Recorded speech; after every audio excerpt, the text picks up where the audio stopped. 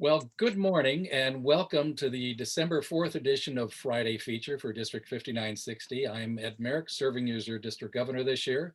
And today's topic is Rotate the Circle. We're topping off our three One Rotary Summit events we had over the past couple of months. And we'll be having a couple of panelists present some ideas around this. And when it comes time for their presentations, we'll have you on mute. But any questions that come up, please put them into the chat and we'll get to them later with the Q&A. You're already muted, so we're good to go there. So at this time, I think we'll turn it over to District Governor nominee Dale Quigley, who is not with us live, but she has pre-recorded her comments. And Kathy, if you boot that up, we'll let her take it away. Welcome to the Friday Feature and the last installment of the One Rotary Summit, where we throw it all together and you walk away with a whole new outlook. For those of you who joined us for one of our previous sessions, what I'm about to say, some of it is a repeat, some of it is new. Certainly you will walk away from this hour feeling inspired.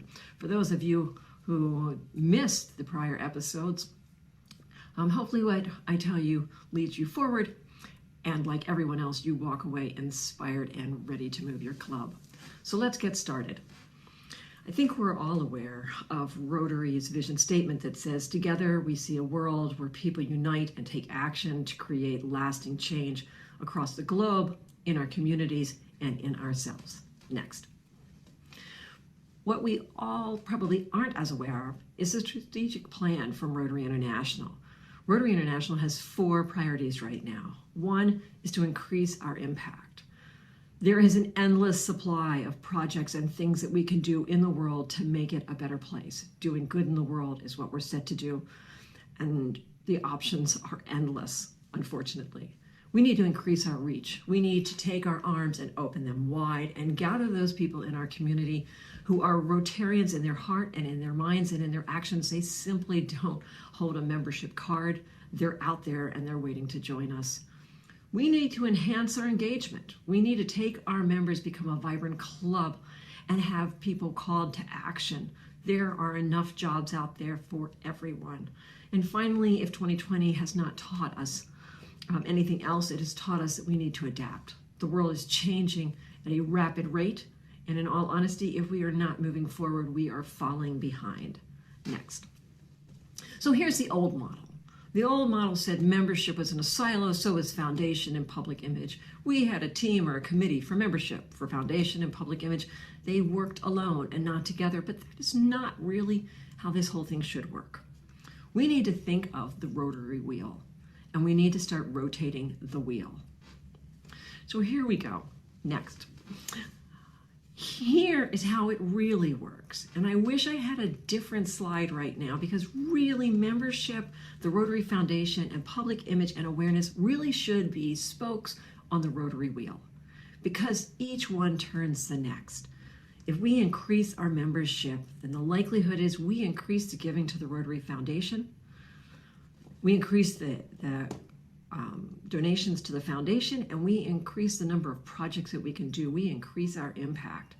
And the more we do, the greater our public image, the greater awareness our community has of what we do and how we make the world a better place. And that will drive an increase in membership as well. Everything plays on each other, and everything helps to turn the Rotary Wheel. So let's look at this even more. So inside the circle, right, we have the 4 priorities. They turn each other as well. If we adapt, then we expand our reach. We find people who maybe didn't fit our old model but fit the new one. People who don't quite fall into the box but are ready to be out there and do good.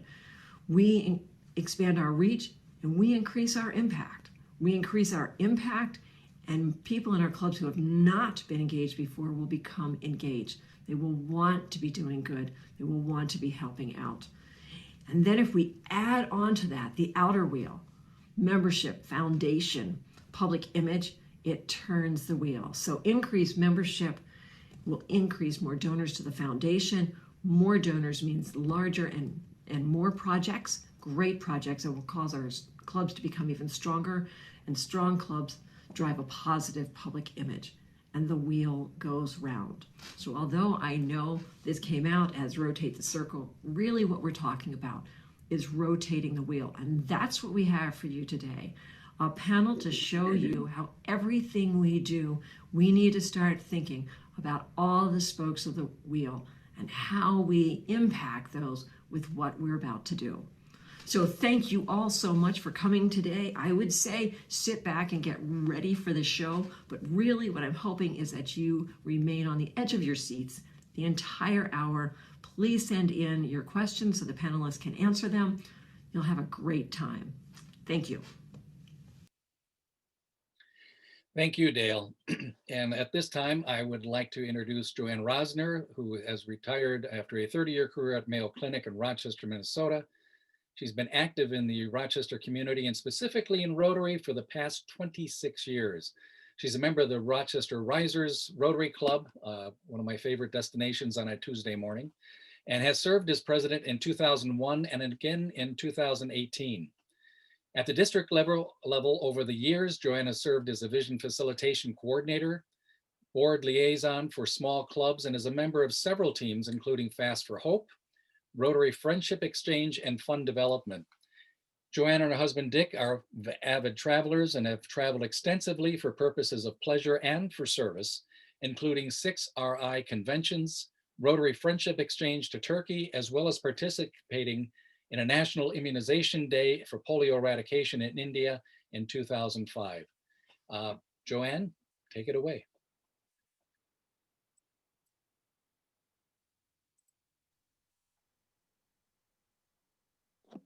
Okay, had to unmute. Thank you for inviting me to participate in this discussion. I've chosen to focus on vocational service.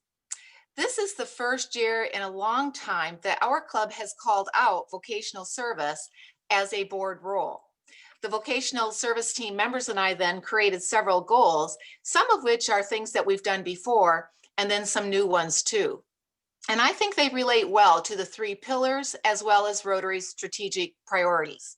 However, truth be told, we were not really intentional in considering the 3 pillars or the strategic priorities, though they obviously influenced us a great deal as we were coming up with our goals.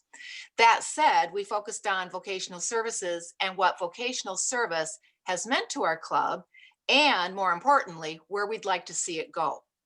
To provide some context for my comments, I'll start by recognizing that vocational service can mean different things to different people. But I think we all can agree that one key characteristic of vocational service is that Rotarians hold themselves and their businesses to the highest ethical standards. At its core, vocational service stands for appreciating the various professions and trades and using our unique skills and experience to developing others, as well as making our communities stronger. So I must admit that this exercise was really valuable to me by reflecting back on our individual goals for vocational service and to see how well they do align with the 3 pillars and how they influence our strategic priorities. So let's start by looking at the 3 pillars through the lens of vocational service. And so on this slide, you see the 3 things, and Dale mentioned these as well. The Rotary Foundation.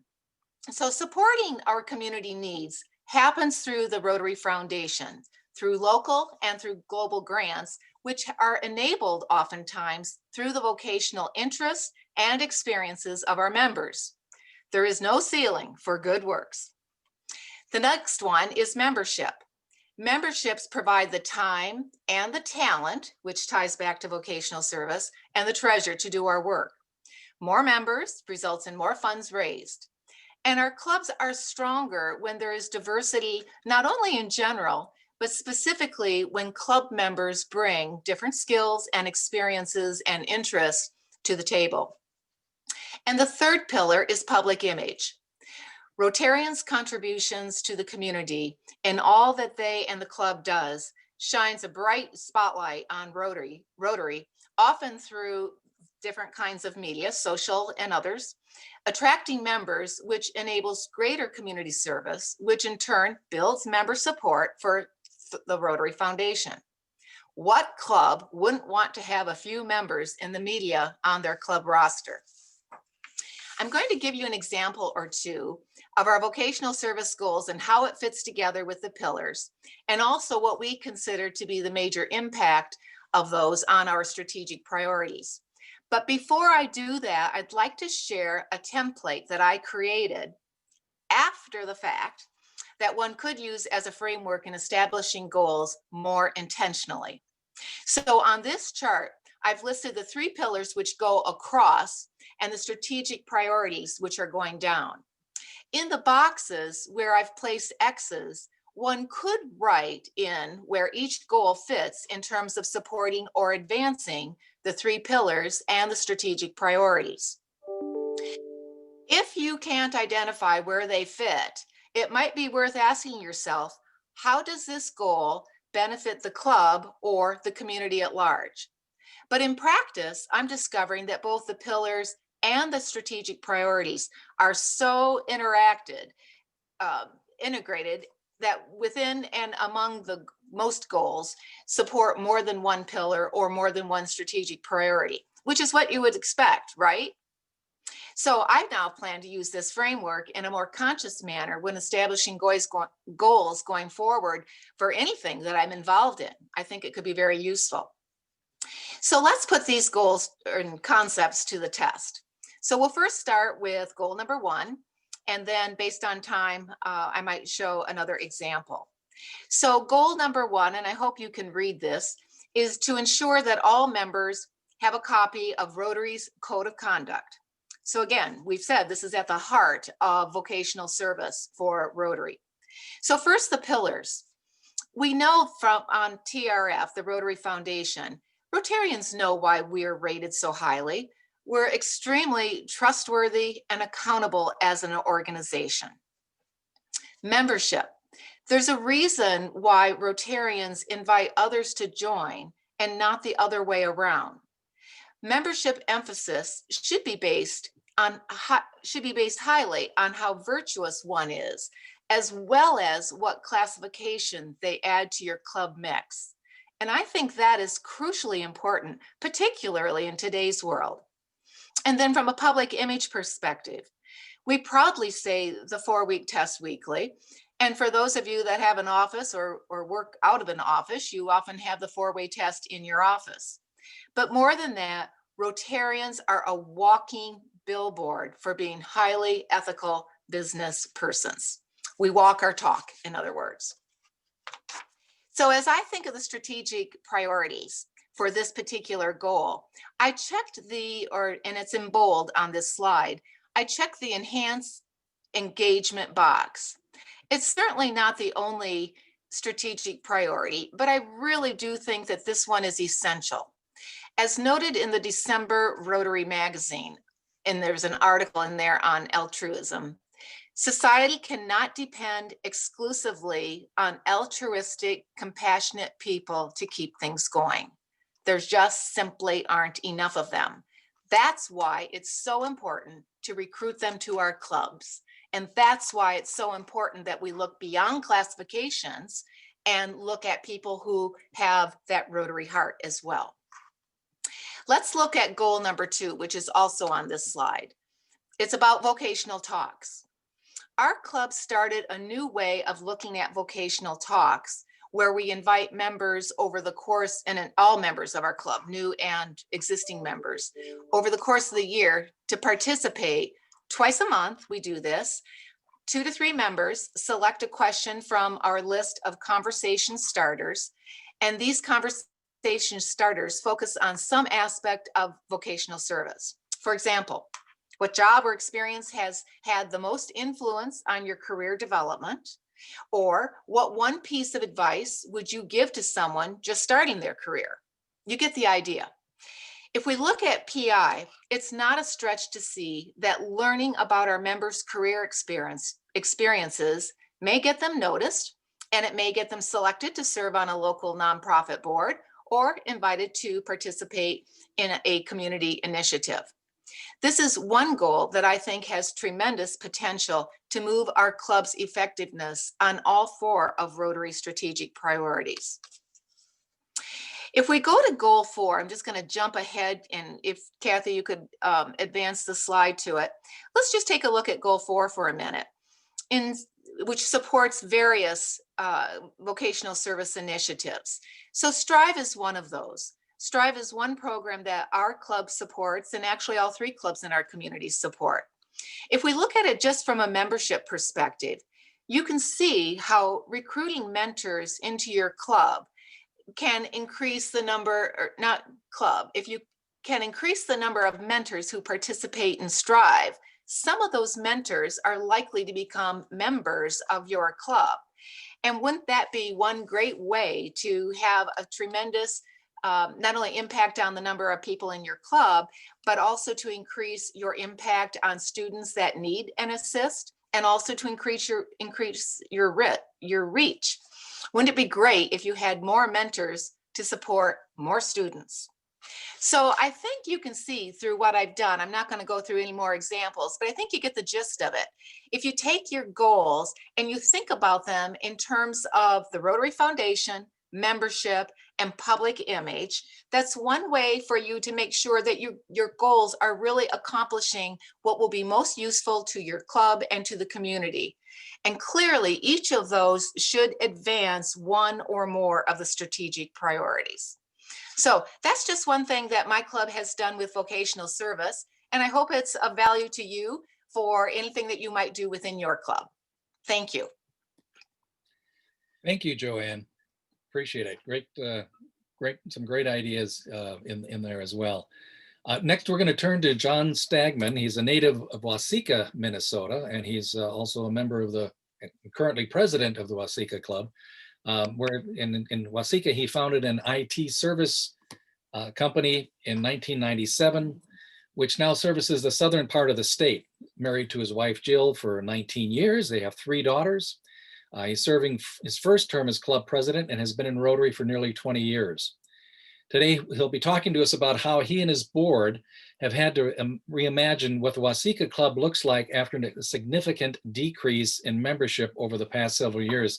And I do have to add that I think it was July or August, I got a report from John showing all the how they were kind of disassembling the club and starting to put it together and how exciting it was. And so I've been keeping an eye on them, and which is why John's with us here today, kind of share his and his club's experiences. John? Thank you, Ed. It's been so encouraging to have everyone's support in doing such, as Ed teed up a little bit there. Quick shout out to Rick. We've been dialoguing a little bit via email, and Rick caught me on a tough day, and he really gave me some encouragement. So I appreciate Rick Olson for that. So, thanks, Ed, for asking me to talk a little bit about this. It's hard to assemble your thoughts as you're going through it once in a while. And so when you get to reflect back on what's been going on, really, we in Waseca have been looking at that. I'll go to the next slide right away here, Kathy, as you get there. Thank you. Like Ed said, we really looked at, I joined about 18 years ago, and our membership was 72 members in little old Waseca of 10,000 people. And at the beginning of this year, membership was at 42. So that's almost half. And that's concerning to me. But as COVID hit and people started reevaluating their priorities of what they were going to do, we saw membership as low as 34 starting out my term. So the challenge I always have with that statement is, we keep doing the same thing and expect different results. And I think that's kind of the definition of insanity. So we had to look at the next slide. We had to look at the what we could do with that. And so how do you identify a problem when you have a problem anywhere? And I started with interviewing, these exiting members. Obviously, there's some of my good friends, community members. I had engaged with them, and so it was easy to reach out to them and get an honest answer. And many of them talked about, the lack of purpose, like our club just didn't have a purpose. We weren't driven for something specific. There's a lack of engagement. They just didn't feel engaged. Maybe it was was a new member and they didn't have a mentor or something. And so they just felt they were just showing up for lunch and they're having a lack of connection with each other. They didn't do projects together, or they didn't socialize together. And this is all pre-COVID pieces. You know, it's tougher. And we work really hard with our Zoom meetings and other things that we do. But even pre-COVID, that's why some people were exiting. I talked to long-term members and asked, you know, what do you see as a problem? Well, things aren't the way they used to be. We used to, and they'd fill in the blank. We used to go over to the Janesville Club, or we used to go do this, or we used to do that, and we're not doing that anymore. That's interesting. So a lot of listening I had to do. We held 2 club assemblies right out of the gate, and we used the tool of what's right, what's wrong, what's missing, what's confusing. And we wrote them all on the boards around us. And we had some people participating via Zoom. We had some people in person at that time. And we really analyzed, you know, what might be broken about our club, but also let's celebrate what's right about our club. And I did a lot of listening and writing down of these notes. So I had to process this. And I did a lot of thinking and trying to assemble these things into buckets. Kathy? So what I uncovered is that our programs, in the traditional sense, weren't exactly what we used to need to do. We used to have programs to really inform us of things that we didn't know anything about. And with the internet today, most of us are pretty well informed on things that are going on. And that's not the only reason for programs, but it didn't need to be the highlight anymore. We're lacking a momentum to serve. If you look at all of the things about Rotary, we're all about service. And we weren't serving our community. We were hardly even serving our members really well. We got into a real rut.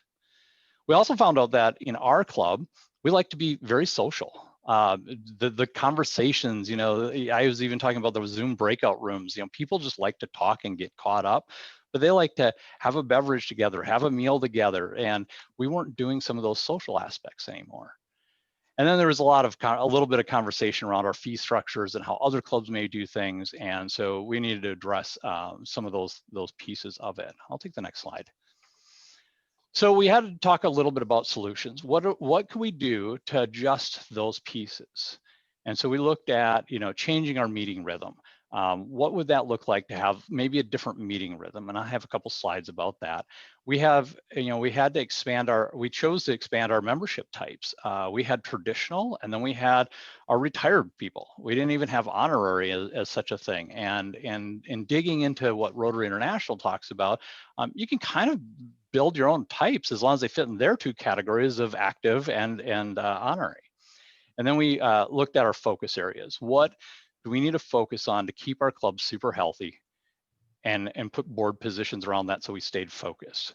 So I'll take that next slide. When we talk about the meeting rhythm, we decided that instead of having 4 traditional meetings a month, that we'd move it to the first and third Thursdays, and we'd make that our traditional meetings. We'd have our lunch, we'd have our little bit of business, and then we'd have a presentation.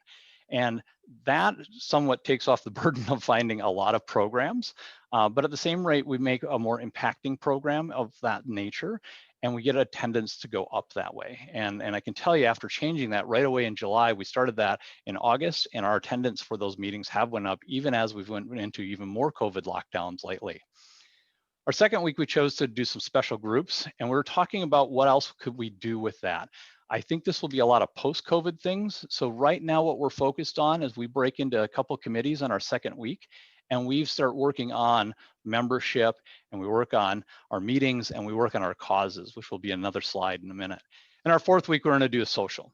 And that's really tough when we're all locked out and we can't be together, and yet we're still finding ways to do it. On the 17th this month, we're going to do a presentation with somebody talking about how they make macaroons, and we've got a little sample pack, and that will be our social, and we'll be able to do breakout rooms and conversation, but this is still a way to keep people connected.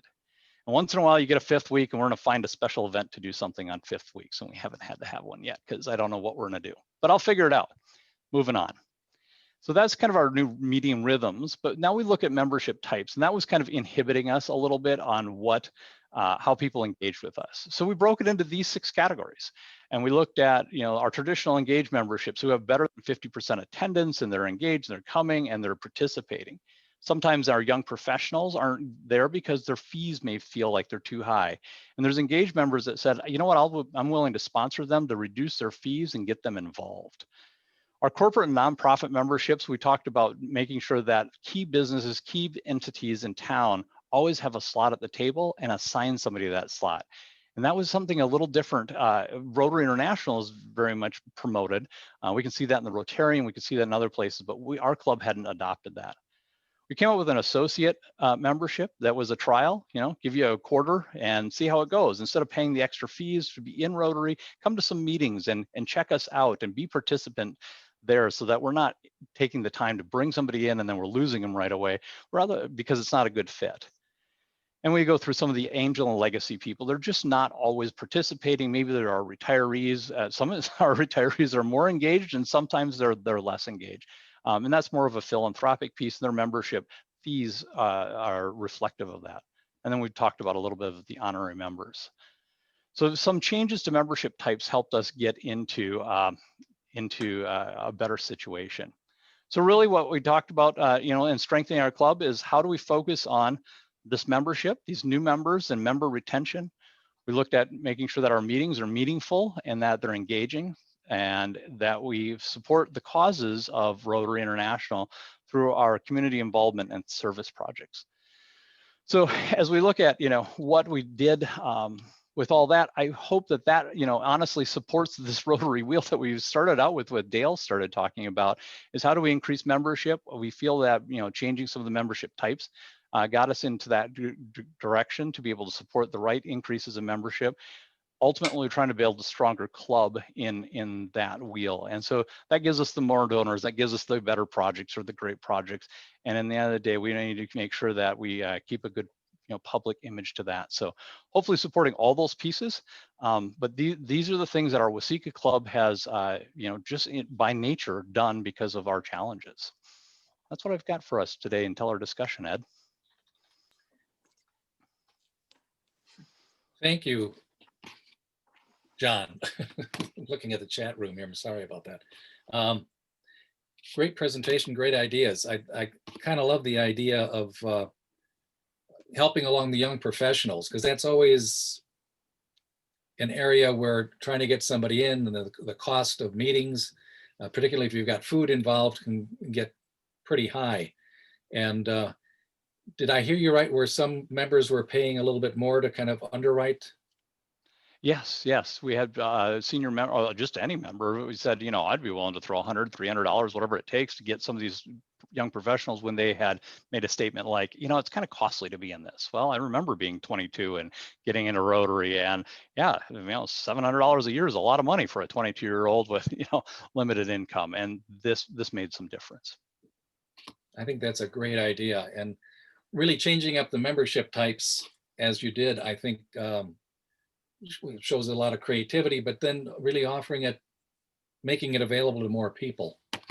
And it came really, Ed, from going to our president-elect training sessions. We really talked about those club models and to just start thinking out of the box. So honestly, I've got to say to our regional people who put on pets, you've inspired me to think that way, to think out of the box and figure it out. Even inside of the box of Rotary, we've got a lot of wiggle room to figure out our clubs and be engaging.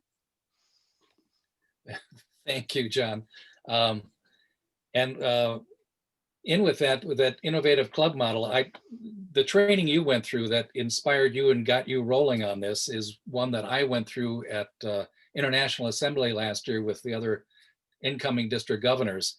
And we're going to be offering that as part of midterm, a virtual edition of it, and would really recommend people get there, because we've seen these different types of clubs, the innovative club models on paper and that, but until you sit down and start playing with them and seeing what they're capable of and how they work and what impact they can have, it's really hard to get your hands around them.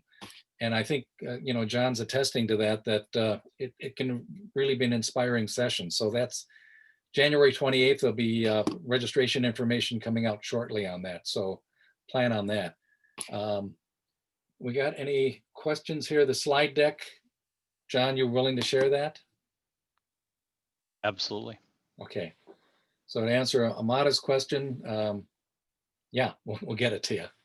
We'll make it available. And we're not seeing a whole lot of questions here. For both of you, it was really, it seems like what you began with was really taking a look at what you're currently doing and starting to challenge the assumptions you had going on. I think as John put it, we tend to get into a rut. I know we certainly did in my club. And one thing that got us out of it was really bringing the club together to do a visioning process. We had the team come in and people got to share ideas, spend some time just thinking about how we can be different. And it really made a difference in our club, moving from where we were meeting into part of a community in St. Paul. And it energized the club and we started moving forward. And I think the key part there too, John, I think you touched on it as well as Joanne, is being intentional about it, really kind of thinking through where you want to head and then putting together the pieces and how to get there. And I think, asking your club members is important too, because I think too often we have, the old guard, people who have been a member of your club for a long time. And so over time, sometimes there can be some sacred cows. And I think it's difficult for newer members to come in and to feel like they have a voice and to feel like they can contribute ideas, even if they've been ideas that have been done before or just something different than what the club is doing. And that's why with our vocational service, the vocational talks, people didn't like just hearing from new members. And not new members didn't always like having the spotlight totally on themselves and talking for 5 or 7 minutes about their career. And so for us to have these conversation starters and to get 2 or 3 people sharing now throughout the year, we're hearing from all of our club members talk and share. And the feedback from our members has been very positive. And I think because our meetings are now, and club meetings are now on Zoom, it's very easy for a meeting to become very one way with whoever is leading the meeting and whoever is doing the program. And so with our vocational talks, we've got more members who are talking and sharing. And the same concept with the vocational panels that we created. And so I think in light of the pandemic and having to have everything be virtual, looking for ways to engage people in your meetings and sharing with one another is just so very vitally important. And I don't think our club has lost anything as a result of going online, both in terms of our meetings, participation, our engagement. More people are attending our Zoom meetings, perhaps oftentimes more than came in person. And then we still have all of the service activities that our club offers. Thanks, Joanne. And another point with that, you're introducing the new members with those vocational talks, but those new members really don't know the old members. And so for the old members to kind of reintroduce themselves really Right. strengthens those connections. Right. And they learn from each other. And I think that's an important part of it too, is learning. And again, I think that falls under vocational service. It's learning from others so that you develop yourself professionally. Here's a question for John, but I think you can both answer it because there's another question right after it that kind of addresses the same thing. Within your new membership model, especially for a small community like Waseca, how have you addressed the need for greater club diversity? And the other question that Oksana from Prior Lake is giving us is, what are you doing to bring in new and diversified members? So John, why don't you? Yeah, great question. So diversity can mean a lot of things. We were talking a little bit when Joanna was talking about representing our different classifications. So there's some diversity there, but I think the underpinning of the diversity might be cultural and ethnical. And one of the challenges in Waseca is we certainly just lack a lot of diversity, period. And so there's just the number of people, period, is our deal. So when we're seeking folks out, more so, how do we embrace those that may be different than us and different in any way than the standard good old 60-year-old white guy club?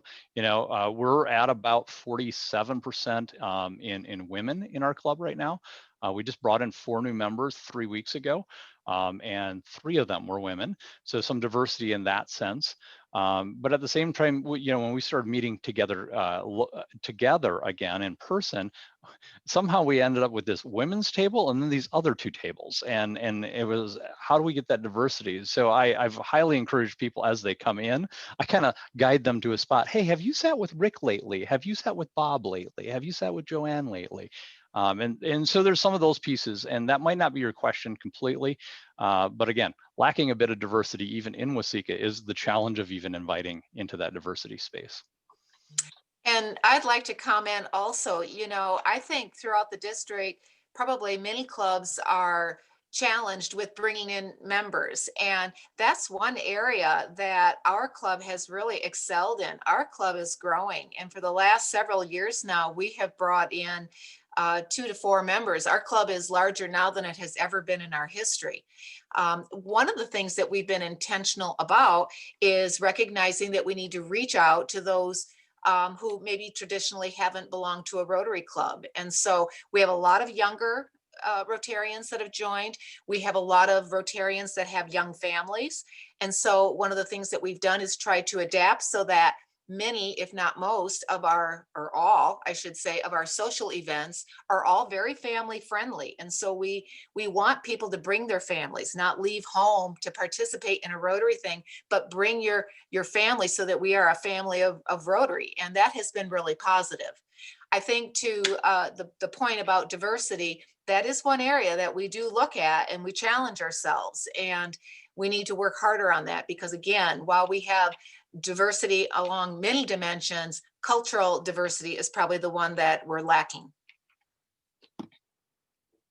Thank you both for those answers. Kay Baker asks, John, did you do anything to change up your orientation? I'm assuming that's the orientation for new members. Is that correct, Kay? We'll assume that's what it is.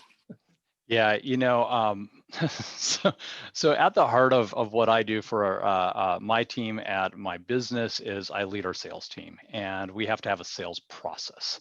And it's interesting when we talk about membership and how we're looking for our business the exact right client to fit us, and then we make a good partnership that way. When I think about membership and making a good partnership in that sense, the right member, we want to be very intentional. And so we keep a roster of the people that we're prospecting. I know I'm going to use some sales words here, but that's about membership, is to look and engage with prospecting what kind of members we want. And so that's publicly seen by our membership in a private document that we keep out, and we put people out there and why they'd be a good member and so forth, and who's going to start engaging with them, who's going to sponsor them, can we invite them out. So that's the first part of our process. As we bring that person closer in, we've got a brochure that we share with them, and it just hits some highlights like, why would you be, start with why. It's a good Simon Sinek statement. Start with why would you be part of the Rotary Club? How does this engage with you and your lifestyle and who you are? And then the next piece of it is this nice booklet we made, really going into some of the nuts and bolts of the club, what types of memberships we offer, what the fees are, what your expectations are, things like that. We used to call it our fireside chat. We kind of moved that up into our process, our membership drive process, so that we make sure that when they're coming to the fireside chat, we're doing more of the pre-induction conversations. Let me answer any questions about, let me share a little bit about my experience and make sure that they're ready to go. And then we move into an induction process for new members. So yeah, we've increased those pieces of our membership selection process and our packets and our information. That all needed to be kind of updated. There's a lot of old information in some of our old packets. I think one of the barriers for new members to join Rotary or for retaining members is cost. And so our club has worked really hard, and we really approached this from a visioning perspective that came out loud and clear, is that we needed to reduce the cost associated with Rotary. So we've done a good job with that by reducing the membership cost for all members, but also, as John had said, for young professionals, we have a discounted rate. And so that's been worked very well for us. But it's also has helped us then to let people use their funds to support the Rotary Foundation. And so surprisingly, while cost was a barrier to joining or staying in Rotary, we now have several, rather than a 10 by 10 club, we have several 4 by 4 clubs, which is a fast pathway then to becoming a Paul Harris Fellow. And now we have well over half of our members are Paul Harris Fellows, and our giving to the Rotary Foundation has never been higher. So we do that through a number of ways, but I think by keeping the administrative cost of our club down, then people can use their dollars to support all the good that we want to do. So the Rotary Foundation is really the beneficiary to that.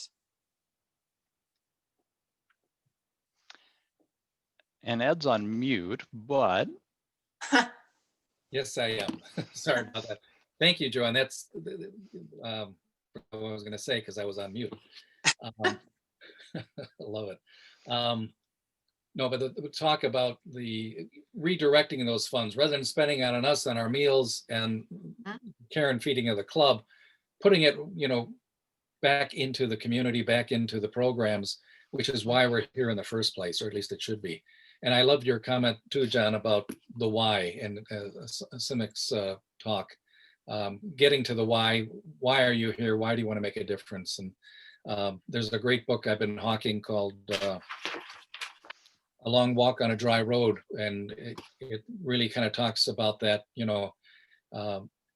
not you joining Rotary as much as Rotary joining you and something you're passionate about, making a difference in the world. So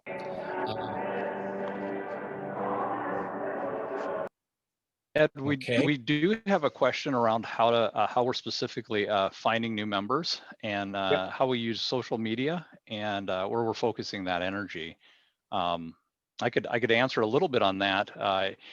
We're very fortunate that we have a chamber member or the chamber president as one of our Rotarians in our club. And so she definitely has a good handle on the businesses in town and people, that are moving and shaking in the chamber. So I lean on her a lot for some membership suggestions there, people that she's met. Likewise, we identify some of our larger organizations in town, whether it be the school, the city, the county, Mayo here in Waseca, and we really want to talk to their boards or the governing bodies or whomever is kind of in control there, not just so much to be a Rotarian themselves, but more so to identify who might be a good Rotarian in their business, and that's where our corporate membership fits really well. We've got 2 local banks in town, and I like to work with both of them to say, I don't know if you have time, Mr. President, but wouldn't it be great if you had some representation in one of the service clubs in town, so that you're represented there. So we identify kind of in a couple different categories. We certainly want a true heart of Rotary. At the same rate, we want to make sure that our community has good representation in our club, and that's back to classification. Too. So we keep, trudging through those lists. We do a little bit of social media. I assign 2 or 3 people in the club, those admin rights to our Facebook page, and ask them to make sure that they take a picture of this, that, or the other thing. And we try to get a little piece out there. Our website, although through Club Runner, is a bit weak. We just don't have a webmaster in that space, and we're finding that people go there just for information anyway. If they want to look something up about us, but they're pretty much engaging with us on Facebook. Okay. And something that, as I've gone around visiting clubs this year, have learned is that some clubs have really pitched the idea of Rotary is a great place for leadership development for your employees to get some of those skills, running projects in a place that's very supportive, where you can go in and make some mistakes, but have the club support you as you're trying to get that project off the ground, which is not necessarily the case in the corporate arena. So we got any other questions here? I think to that point, Ed, one thing I would say is when new members come to our club, we gather information on what their interests are, what skills they bring to the table, and then we try to align them with one of our teams. So we want to get them involved right away to serve on a team. And we make sure that the teams have some work to do so that they're just not on a team that really doesn't meet or doesn't contribute in some meaningful way. Because I do think that's really important. And I think it's even more important when we're working by Zoom, for the most part, virtually, is that we find ways to get people actively involved. Otherwise, it's just real easy for members to kind of drift off. Joanne, that's a great point. What types of things are you finding to be able to do service in this virtual world? Well, we still are doing things at Channel One, although numbers are down because people aren't as interested in doing that. We did adopt a family. Now, in years past, we've gone out and purchased items, but this year it was more of a buy gift cards for the family members. In past years, we've decorated Christmas trees at one of our senior centers, so we're unable to do that. But yeah, it's different. So we're challenging ourselves to find ways that we can do it safely. Similar to what John said with social events, we also are holding some virtual social events, and that's a great way to bring people together, and again, to bring the rest of the family together. The social events aren't just for members, it's for the entire family. And so we had, for one of ours, we had a talent show, unusual talent show. And so it was really fun to see what people came up with, and the kids were there, and it was just a real fun time. So I think whatever you do, you just have to make sure that there's opportunities for something for everyone. Not everyone will participate in everything, but hopefully you offer enough variety, whether it's through your club meetings or through your service events or through your social events, that it appeals to some, so that the goal being you want everybody to be involved in something. Thank you, Joanne. John, Yeah. would you? Yeah, I think Joanne has a really good point when she said, it has to appeal, something for everyone. And even some of the ideas that come up that our members or our board bring to me aren't my favorite thing. And yet, if they're passionate about it, I want to I want them to champion it, and I'll support them in that. We have a program called Rotary Readers that we read to young students, preschoolers, in their classroom, and we rotate who gets to go and read in front of them. And because we can't do that, your comment about having to stay socially distanced, or our schools aren't meeting, somebody suggested maybe we should just record those. And we had more participation with people just simply grabbing their iPhone and pointing it to themselves and reading, or having their spouse or their kid point their phone to them, hit the record button, and send me the video. And we've been able to share that video 1 week at a time to this preschool class where we can't engage with them. Thought that was a great idea, that somebody was like, I'm still passionate about wanting to do this. How do we do it? Well, we'll figure it out. I'm not so passionate. I didn't really just, I'm talking to y'all, but I'm not sure I want to read a book on my phone. Yet I wanted to, make sure I supported that person that wanted to champion that idea. And I think Strive is another good example of, years past, the mentors would meet at the school and we would interact with our students that way. Well, now we're doing it via Zoom.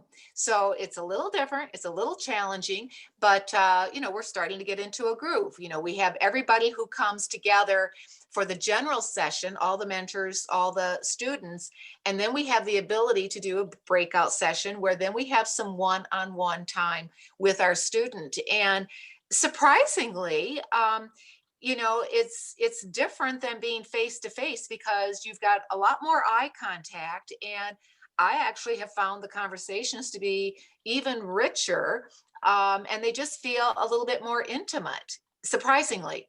So, there are ways that you can make it work. You just have to be open to exploring, doing things differently. The answer isn't just to stop doing what you're doing, but it's really to challenge yourself to think about what's a better way to do it, or a different way to do it. And sometimes that different way, as John had described with the Reading Champions, is an even more effective way. Absolutely. Does anyone have any fundraiser ideas? We cannot hold our annual in-person gala this year. Well, I'll tout our fundraiser. We have a calendar raffle. And again, we used to sell those tickets in person, but surprisingly, through email and conversation, you can still do a fundraiser to make it work. Obviously, there are some fundraisers that don't work that way, but in our community, we have seen a lot of organizations go to online auctions and just other ways to conduct the fundraiser virtually. And I'll do a shout out to the Arden Hills Shoreview Club, who is doing an online cooking class as a fundraiser. We'll be taking a look, my wife and I will be taking a look at that and perhaps participating in that one. But bringing in a chef and having him do a Zoom meeting and kind of take you through the steps of preparing a wonderful meal. So Ed, I was just going to suggest, I was just going to talk about that because I'm working on that one, and I just encourage everybody, because that to me, we had to get a couple of wrinkles out in terms of the registration and how you get credit card information and so forth. But I think this is going to be something that we're going to do at least twice a year. It really, I think, is going to be fun. And I know the New Brighton Moundsview Club typically had their gold plate dinner, and it was all set to go in. Well, that was you guys, wasn't it? No, I'm Arden Hills. Okay. So I'm sorry. Moundsview does a gold plate, yeah. And yeah, New Brighton Moundsview. The gold plate dinner was scheduled for last April. Of course, March came along, everything was shut down, so they were talking about a no plate dinner, which I've been going around hawking, think what a brilliant idea, because what I heard they were going to do was to take and here comes Ed James, the president of that club, joining us, was to buy gift cards to a local restaurant supporting the local community. You would go off with your gift card, bring your food home, fire up the computer, and then get engaged in the activities for the meeting or the dinner, along with the auction and all of that. And by the time they were able to rearrange everything, the restaurants were in pretty good shape, so they did a no dinner. But just kind of hawked the whole event online using some sort of an app called Donor Box, which I don't know a whole lot about, but I guess Prior Lake knows quite a bit about it. They had one donation come in all the way from the UK, and they're going to actually, I think, surpass what their goal was for fundraising. So getting creative out there, I think, is a great way to do it. And trying some new and different ideas, and some of the tried and true ones like raffles can certainly be done, as Joanne suggests, over the internet. That's fairly simple, but some of these other ones, engaging people, we can have an opportunity to really get creative here. So LeSueur, Newell sharing, LeSueur Rotary Club expanded its turkey trot to make it virtual and had participants around the world. So there again, we're going international. They had 5 former exchange students who participated, and I believe one of them was from Peru. There was one contingent down here in Apple Valley that participated as well. So it's a great way to get involved in, particularly with a turkey trotter event around that, because you can start working up off the calories early on in the day as you reload later on. So any other John put his contact info there on the chat if you want to catch that. I think, we're probably coming up on the end of the hour here. And so thank you, John and Joanne, for the presentations and for helping us bring the One Rotary Summit home this year. Great conversations, great ideas. I'd like to briefly mention our next Friday feature will be on the 18th of December, COVID-19, the path ahead. It's had a large impact in all of our lives, as we're all realizing. And here's an opportunity to see what's ahead. Tracy Sides is a club mate of mine, and she has a master's in public health and epidemiology and a PhD in environmental health. And she'll be sharing what she knows and what, with the vaccines coming on board and what to expect there. I think it'll be a fascinating and important presentation. And before we sign off here, I'd like to throw it over to past District Governor Paul Perez. And thanks, Ed. Good morning. I wanted to share an exciting program hosted by Prior Lake Rotary Club called COVID-19 and Rotary Around the World. So a couple themes we just mentioned. This program will feature a panel of friends of Prior Lake Rotary from around the world, including 6 continents. They will share how COVID-19 is impacting their communities and what Rotarians are doing to help as Rotary responds. The date is next Wednesday, December 9th at 7:15 a.m. Past District Governor Kyle Haugen will be the host, and he will also moderate the panel discussion. So you know it's going to be a dynamic program. Ed has put the registration link in the chat box, and we hope to see you there. So with that, thanks everyone for attending another Friday feature. We'll see